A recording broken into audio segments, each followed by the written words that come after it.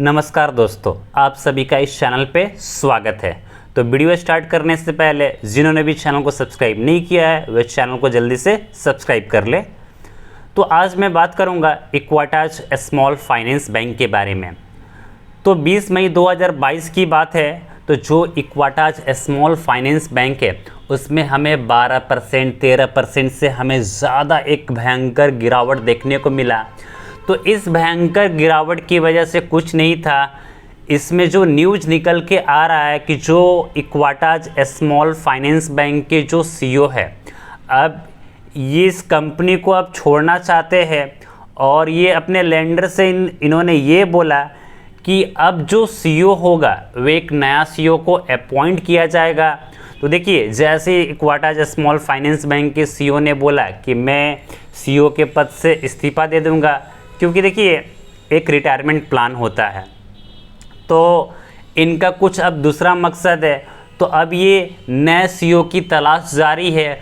तो ये जैसी ही खबर आया तो कंपनी का जो शेयर प्राइस है वे 12% से ज़्यादा नीचे की तरफ गिर गया। तो बाकी और कोई नेगेटिव न्यूज़ नहीं है। देखिए, कंपनी का अभी 4 मई 2022 को कंपनी की तरफ से बोर्ड मीटिंग में रिजल्ट्स का भी अनाउंसमेंट हुआ था और वे जो रिजल्ट्स था वे ठीक ठाक था। देखिए, बीते दिन 20 मई 2022 को जब इसका जो प्रीवियस क्लोजिंग था वे 59 रुपये 45 पैसे का है, बट जब ओपनिंग हुआ 55 रुपये 50 पैसे पे ओपनिंग हुआ और इसने जो हाई बनाया वे 58 रुपीज़ 5 पैसे का हाई बनाने के बाद इस कंपनी में हमें लगातार गिरावट देखने को मिला और इसने जो लो बनाया था वे लगभग 51 रुपये 55 पैसे का इसने लो बनाया। तो लगभग 12% से 13% का गिरावट है। और यहाँ पर ये जो एनालिस्ट है वे बुलिश जीरो है, यानी आपको कोई भी एनालिस्ट इस शेयर्स में बाई की सलाह नहीं दे रहा है। और यहाँ पर जो बियरिश है यानी 16 है, यानी जो सेलिंग प्रेशर है वे काफ़ी ज़्यादा इस शेयर में बढ़ चुका है। तो ये सब जो चीज़ें हो रहा है वे सीईओ अपना पद से इस्तीफ़ा दे दिया, जिसकी वजह से कंपनी के अंदर हमें काफ़ी ज़्यादा भारी गिरावट देखने को मिला है। देखिए, कंपनी का जो फंडामेंटल है वे अपने आप में काफ़ी ज़्यादा एक स्ट्रॉन्ग है। देखिए, कंपनी का जो मार्केट कैप है वे 6580 करोड़ का है। Profit earning term to term की बात किया जाए तो 23.4 है, बट इस कंपनी का जो ग्रोथ है वे निगेटिव में है। तो यहाँ से हमें थोड़ा सा डिसअपॉइंट कर सकता है। प्राइस टू बुक वैल्यू देखा जाए 1.8 है। तो यानी कंपनी का जो अभी जो क्वार्टरली जो रिजल्ट आया है उसमें भी लगभग ठीक ठाक है। देखिए, क्वार्टरली बेसिस पे देखा जाए तो अभी मार्च 22 की मैं बात कर रहा हूँ, तो इस कंपनी का जो नेट प्रॉफिट था वे 119 करोड़ रुपया 119.5 करोड़ रुपीज़ का नेट प्रॉफिट है। देखिए, क्वार्टरली बेसिस पे देखा जाए तो जो कंपनी का जो नेट प्रॉफिट है वे बढ़ा है। मार्च 21 के कंपेयर में देखिए 112 करोड़ का था, जून 21 में 11.9 का था, सितंबर 21 में 41.2 का था, दिसंबर 21 में 108.1 का था और मार्च 22 में 119.5 करोड़ का यहाँ पर नेट प्रॉफिट है। यानी कंपनी के अंदर आपको नेट प्रॉफिट का जो सिलसिला है वे काफ़ी ज़्यादा बड़ा है। बट जून 21 में थोड़ा सा और सितंबर 21 में इस कंपनी ने हमें डिसअपॉइंट किया था, बट अब इसमें घबराने की ज़रूरत नहीं है।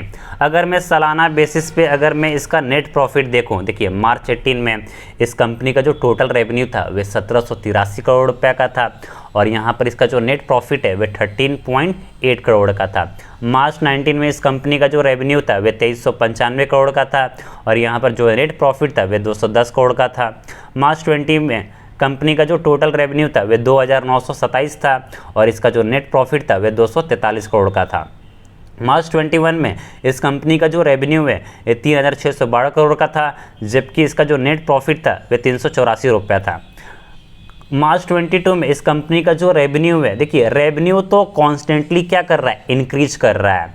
3000 यानी लगभग 4000 करोड़ के आसपास इसका जो टोटल रेवेन्यू है और इसका जो नेट प्रॉफिट हुआ वे 280 करोड़ का है। यानी पिछले साल के कंपेयर में थोड़ा सा यहाँ पर गिरावट है, बट कंपनी अपने आप में एक ठीक कंपनी है। कंपनी का जो ग्रोथ है वे देखिए किस तरह से इसका जो ग्राफ है टोटल रेवेन्यू में बढ़ा है, ऑपरेटिंग एक्सपेंसेस भी बढ़ा है। बट अगर ऑपरेटिंग एक्सपेंसेस को अगर कम किया जाए तो कंपनी और ज़्यादा नेट प्रॉफिट कर सकती है। और देखिए कंपनी का ये जो नेट प्रॉफिट का ग्राफ है वे भी एक तरह से ठीक ठाक है। चलिए कंपनी का हम शेयर होल्डिंग पैटर्न की बात कर लेते हैं। तो देखिए जो प्रमोटर्स है उन्होंने अपना 81.36% से अपना शेयर होल्डिंग को घटाकर 74.59% कर दिया है। और इसमें जो एफआईज है वे जम के माल उठा रहे हैं। और देखिए जो मार्च 22 में 0.7% से बढ़ाकर एफआईज और एफपीआई ने 3.62% कर दिया है।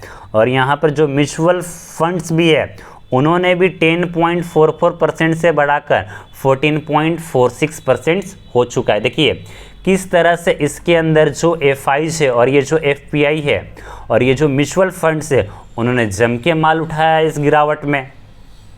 बट कंपनी का ये जो प्रमोटर प्लेज होल्डिंग है वे लगभग 24.3% है। तो ये यहाँ पर एक उसका एक नेगेटिव पॉइंट है।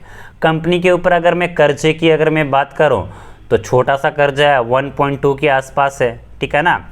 और कंपनी का जो बुक वैल्यू का जो प्राइस है वे कॉन्स्टेंटली देखिए किस तरह से इस कंपनी का इंक्रीज किया है। और अभी का जो लेटेस्ट इन्फॉर्मेशन है वे 29.81 है। और मार्च 22 में भी आपको इस कंपनी का जो बुक वैल्यू है वे आपको इंक्रीज करता हुआ नज़र आएगा। तो ये देखिए कंपनी का स्ट्रेंथ है, ये कंपनी का वीकनेस है, ये कंपनी के अंदर अपॉर्चुनिटी है और थ्रेट्स भी थोड़ा सा है इस कंपनी में। तो अपने आप में देखा जाए तो कंपनी अपने आप में एक ठीक कंपनी है, इसमें कोई दिक्कत नहीं है। तो आप पूछेंगे कि इस कंपनी के अंदर तो काफ़ी ज़्यादा 12% 13% का गिरावट हो गया है कंपनी अच्छे होने के बावजूद। देखिए कंपनी के जो सीईओ है उन्होंने अपना इस्तीफ़ा दे दिया क्योंकि वे चाहते हैं कि इक्वाटाज स्मॉल फाइनेंस बैंक के कोई नया उत्तराधिकारी बने, नए सीईओ को अपॉइंट किया जाए। तो जब जैसी नए सीईओ आते हैं तो नए सीईओ आने के बाद इस कंपनी को किस तरह से चलाते हैं तो डिपेंड उनके ऊपर करता है। तो उनके अकॉर्डिंग इस इक्वाटाज स्मॉल फाइनेंस बैंक क्या करेगा, रिएक्ट करेगा। देखिए अगर 1 डे की अगर मैं बात करूं तो लगभग 13% डाउन है। अगर मैं 5 डेज की बात करूं तो लगभग 3% डाउन है। अगर मैं 1 महीने की बात करूं तो 4% डाउन है। अगर मैं 6 महीने की बात करूं तो लगभग 15.5% डाउन है।